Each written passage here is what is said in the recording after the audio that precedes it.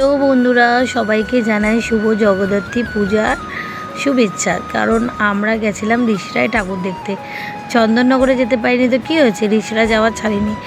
আর সত্যি কথা বলতে এই ফার্স্ট টাইম মেয়েকে নিয়ে মা, আমি, দিদির ছেলে সাহস করে বেরিয়ে পড়লাম।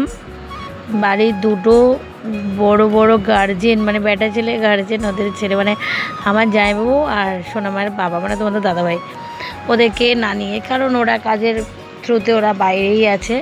আমার জামাইবাবু কাজের মানে কলকাতার মধ্যেই থাকে, যাই হোক ও কাজের চাপেই আছে। আর মামের বাবা তো বাইরেই থাকে, তোমরা জানো। তো যাই হোক, জগদ্ধাত্রী পুজো তো অনেক দিন হয়ে গেছে, আমি বললাম লেজি।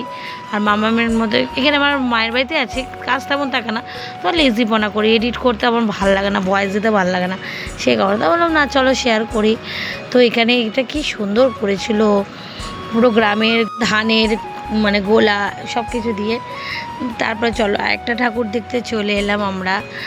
জানো তো আমি ভিডিও করছিলাম, মানে মামামকেও ধরছিলাম আর ভিডিও করছিলাম, একটু একটু করে একটু হাতটা কেঁপে যাচ্ছিলাম কিছুটা যখন ভিডিও করছিলাম। মাকে ধরাচ্ছিলাম, কারণ মামারই হাত ধরে। আর মামামকে আমি বলেছি, মাম্মাম আমি না তোমাকে বেশিক্ষণ কোলে নিতে পারবো না, তুমি কিন্তু যাচ্ছ ভালো কথা, তুমি কিন্তু হাত ধরে যাবে। তাই আমার মেয়ে কি ভালো কথা শুনছিল। আর দেখো বাচ্চাদের জন্য আমি দুর্গা পুজোতেও দেখেছি, আর এখনও দেখলাম যে এই ভূতের এই সিনারিগুলো করে, মানে সিনারি নয়, ওই জাস্ট কী বলে কার্টুন টাইপের মতো জিনিসগুলো করে, তো ভালোই লাগে, ওরা বেশ আনন্দ পায় এগুলো। তারপরে চলে এলাম আরেকটা প্যান্ডেল, এই প্যান্ডেলটা প্রচণ্ড বড় হয়েছিল, অনেকগুলো ঠাকুরই খুবই ভালো করে রিসরাতে, কারণ আমরা অনেক দিন আগে আমরা গেছিলাম। তারপরে দেখো এই প্যান্ডেলটা আমি একটু নিলাম, বেশ রাজবাড়ি টাইপের মতো করেছে, বড় চড়ো। তো দেখো মামামকে বললাম যে মিমির হাত ধর, তারপরে আমি এ করি। আর এই দেখো প্রতিমাটা মা। তারপরে জানো তো এই ঋষিরাতে ঠাকুর দেখতে এসে মামামে তো দোলনা, এই জাম্পিং চড়াতে এখানে বড় বাচ্চা মেয়েটাকে দেখতে, মেয়েটা কী করছে, মানে এত হাঁদা, আমার মেয়ের হাতের ওপর লাফিয়ে যাচ্ছে। আমার বাচ্চারা করলে মানায়, ও তো বড় হচ্ছে। আর তারপরে এদের মানে কি বলবো, আমি কাউকে ছোটো করছি না, বিহারিদের একদম বুদ্ধি শুদ্ধি একদম মানে পায়ের তলাতেই থাকে। তো ওর মধ্যে ওর মা কোথায় শেখাবে, ওর মা উল্টে বলছে না না আমার মেয়ে দোষ না, কি আর বল, বাঙালি থেকে বিহারিদের এখন জোর বেশি হয়ে গেছে। যাই হোক, তারপরে একটা প্রতিমার কাছে চলে এলাম, প্যান্ডেলে চলে এলাম। তো মামামকে ওখানে দোলনাটা চড়াইনি, ওর খুব মন খারাপ, ও কান্নাকাটি করছিল, আমি ভিডিও নিতে পারিনি।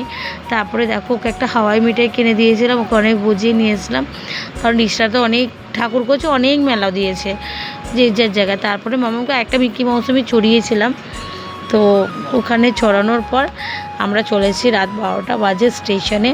দেখো আর মামাম জল খেতে গিয়ে আমি ওই হাইনেক গেঞ্জি পরিয়ে নিয়েছিলাম, ভিজে গেছে। তারপরে ওর লাপালাপি করেছিল, গরম লাগছিলো দেখে আমি একটা ওর টি শার্ট নিয়ে গেছিলাম। তো টি শার্ট বলছি, সরি শার্ট নিয়ে গেছিলাম, তো ওই শার্টই আমি ওকে পরিয়ে দিয়েছি। আর এখানে দেখো মাম্মাম পুলিশগুলোর সাথে কথা বলছিল, আর পুলিশগুলো ওকে খুব মানে আদর করেছিল, মানে মানে গাল ধরছিল। যাই হোক, আর মামাম এখানে ওদের ব্যাগ ধরছিল, তা দেখো দিকে হাসা স্মাইল করছে ওরাও। তো এইটুখানি ভিডিও আজকের মতো। তো টাটা, আবার পরে অন্য ভিডিওতে আসছি, দেখা হবে।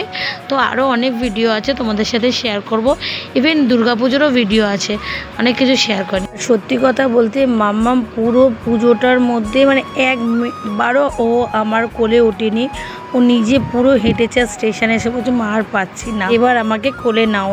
এই কথাটা শুনে আমার হেভি মায়া লেগেছে, আমার সোনা মাটা গো। ঠিক আছে, আজকের মতো এইটুকুই, টাটা।